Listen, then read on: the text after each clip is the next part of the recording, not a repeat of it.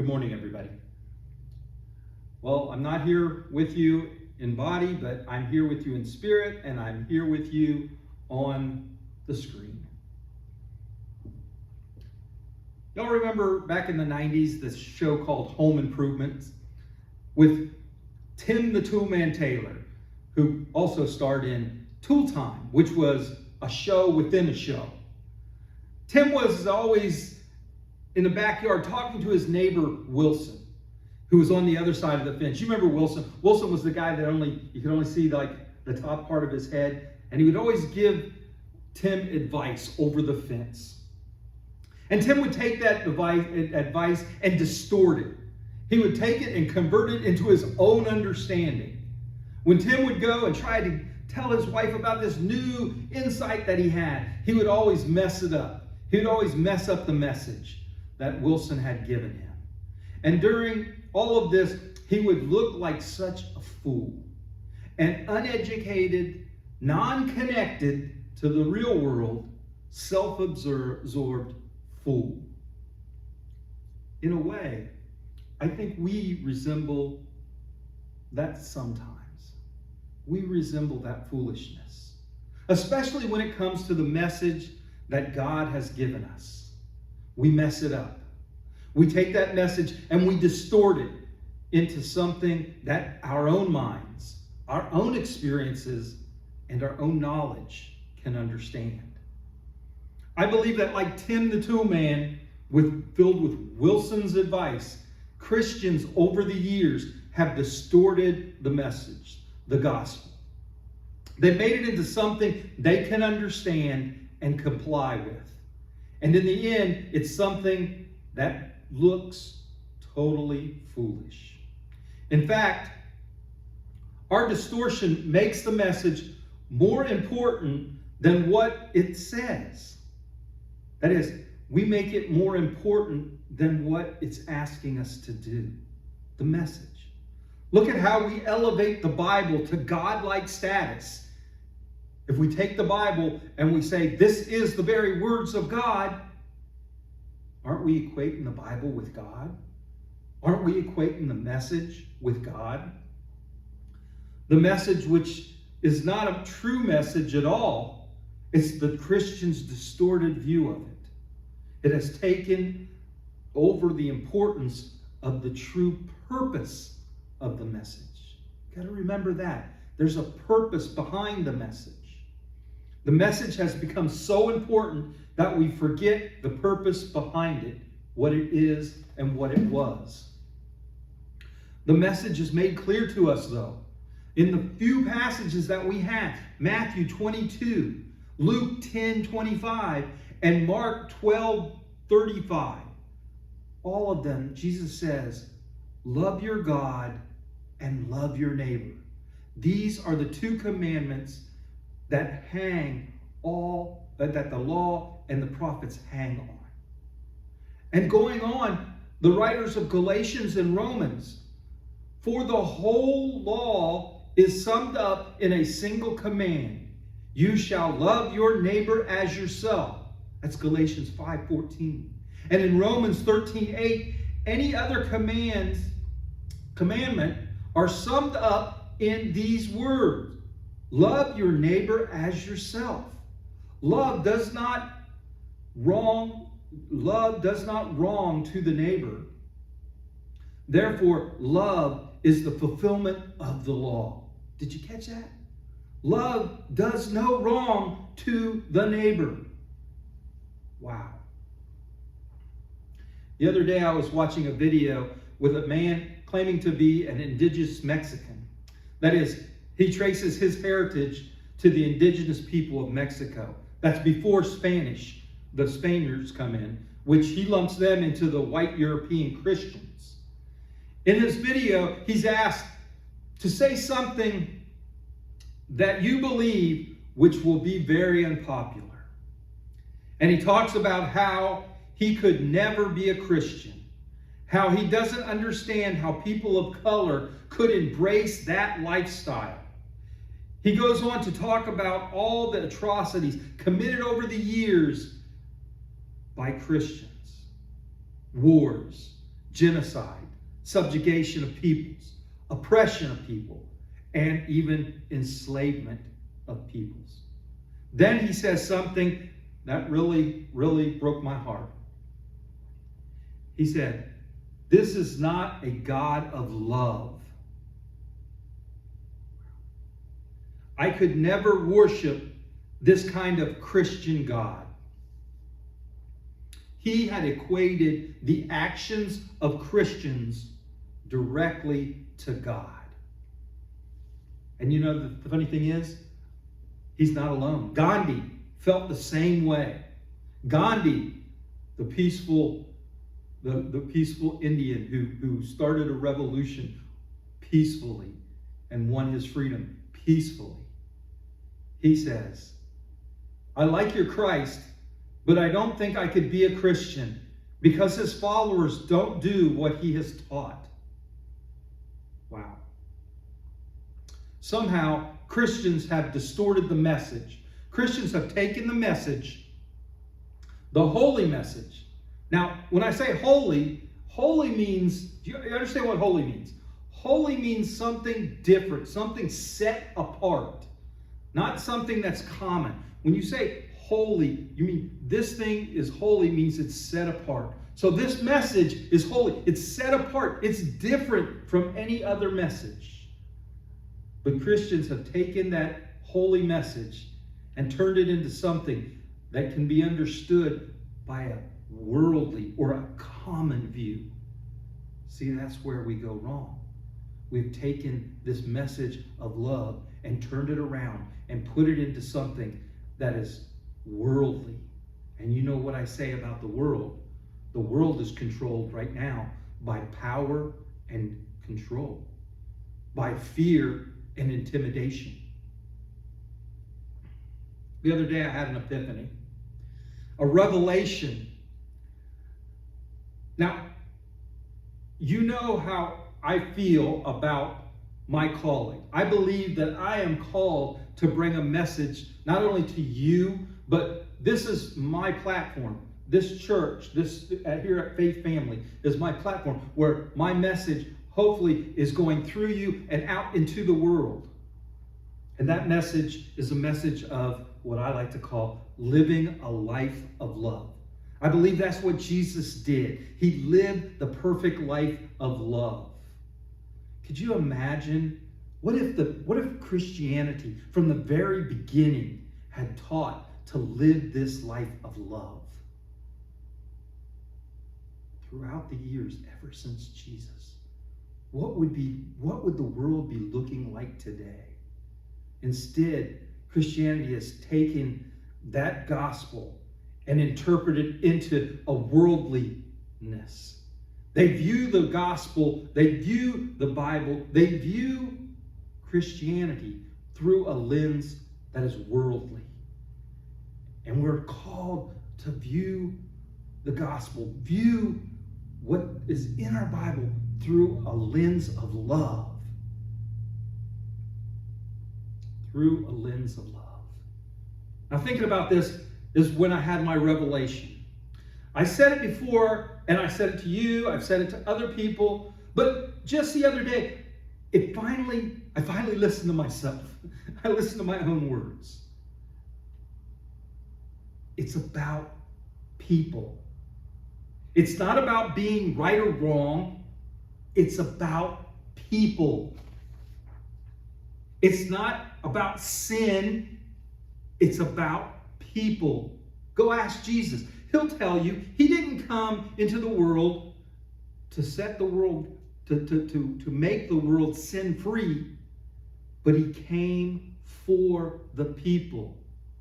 So it's not about the message as much as it's about the people. It's about people, not the message.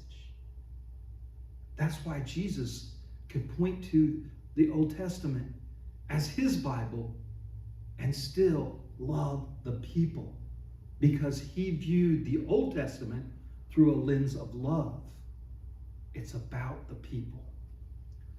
Looking around this room when I preach, I like to look at Scott. Scott's always over here, Scott K. And when I see him, I see his enthusiastic eyes. It looks like he's just waiting on my every word, and it gives me encouragement. The truth is, when I feel like I'm losing the rest of you, I kind of glance over at Scott, and Scott's over there, and he's shaking his head, and he's nodding his head yes when I make a point, and his eyes are really big, and he kind of mouths the words, especially when I say the word living a life of love. He always mouths those words with me, and I love it. He gives me encouragement, and he tells me, hey, everybody else is listening too. And so I go on with my sermon, and then there's Jill and Kay. They're over here this week. Jill and Kay, they're always talking when I'm on my sermon. They don't bother me. I know they're talking about what I'm saying, and it's great. I always know that they're talking about what I'm saying is because Jill always laughs at my jokes, or she moans. More or less, she moans more than she laughs. But then there's always Kay. Kay's always over there, and she always gives me the the little, what's it called, rim shot, when I have a joke. So my jokes aren't very good, but they encourage me. And then I also look out and I see Dory and Patty in the back there. And I know that they're listening to me because when I say something they really like, I hear them talking about it. As a matter of fact, sometimes they get into a conversation with me while I'm in the middle of my sermon about something that they agree with. And that's great because you know what? It's about the people. It's about connecting with you all. And then there's Jan and Nan. They always sit back there. And they always remind me that not this world that we live in is not a man's world anymore. So when I say something a little self-deprecating or to bring men down to their level, which I think that they would suggest might be a little bit lower than what a woman's level is. I like to look back there and take a glance at them and see, and sometimes to hear their approval. Because this is not a man's world. This is our world, a world of equality. And then there's Wesley. And Wesley always comes up to me after the sermon that I deliver, and he critiques my sermon. And he always says, you looked at your notes too much, or you did this too much, or you had a great sermon today. And that's wonderful. I'm glad that he's there to help me perfect my sermon giving ability. But at the same time,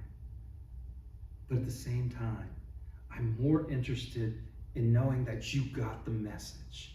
If you say to me, wow, that was a great sermon about blah, blah, blah, and I like what you said about this, then I know that I got with you. But now, I used to think that was the most important thing, was the message. Did you get my message? Well, that is until I had my epiphany, my revelation. Now I think that the most important thing is, did I make a connection with you all? Because it's about people. Tell you a little story about my family. Before Cindy and I got together, of course I was divorced. And I got custody of the children. I've had 4 children. And when Cindy and I got married, we moved to Germany. And the children never really saw their mother, their biological mother, very much after that. And they loved her, but they didn't know how to go about showing their love for her. She was in the States. She didn't really react with them until they were there with her. So if they were not there with her, she had nothing to do with them. And that's hard. That's hard growing up for children. And so what we noticed was when they would go and be with her, she would love them and care for them and tell them all the great things that they were going to do together. And then they would come back and they would be with us, and they were kind of distant from us. They wanted to prove their love to their mother, who was not really in their life, by in some way affecting us, Cindy and I, by making our lives a little bit harder, because that was them choosing her side and showing her love. Well, it wasn't all that bad. I mean, we understood what they were going through. A mother that, for all intents and purposes, basically, I would say, abandoned them. Maybe not in her own way or her own words or her own thoughts, but she was never there for them. And so they had developed this love for her by making her this perfect person. And we, Cindy and I, were bad people because they had to deal with the everyday stuff with us. The doing your chores, the doing your homework, the cleaning up your room, all those different things. Every day they had to deal with us. And so they come to resent us in those things and make their mother out, their biological mother out, to be this perfect person. See, it's easy to love when the person isn't around, especially when you make them out to be more than they truly are. See, that's the same way with God. Loving God is easy. We try to love God, but sometimes we fail. But even when we fail, we know that God still loves us. And that's what makes loving God, so much more easy. See, the hardest part of the 2 commandments, love your God with all your heart and all your soul, and love your neighbor as yourself. Loving God is easy. Where's God? Do you see God? Do you see your neighbor? Sometimes it's harder to love your neighbor than it is to love God. Like my children have shown us. It's easy to love someone when they're not there, when you want to make them proud of us, but we want to have their approval. And when we make their approval the most important thing, then we're going to fail at the second greatest commandment. Love your neighbor as yourself. See, in 1 John 4:20 says, those who say, I love God, and hate their brother and sister are liars. For those who do not love their brother and sisters who they have seen cannot love God whom they have not seen. Sometimes the hardest part is loving our neighbors. Sometimes we judge our neighbors to show God that we love God more. But that's not what it says. We're supposed to love God and love our neighbors. Viewing the message that we are called to live a life of love, as exemplified by Christ Jesus in the life of Christ, that perfection of living the life of love. We are to focus on people, not the message. The message is calling us to action.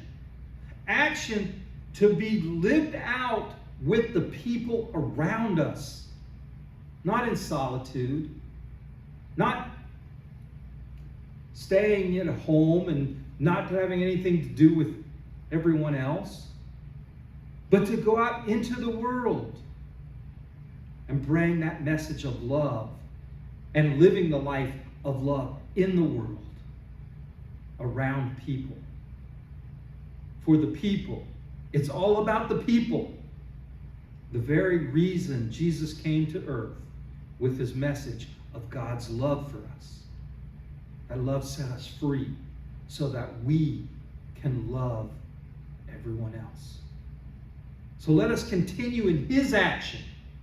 Let us live out the second greatest commandment, to love our neighbors, love those that are around us. Let us love one another. Amen.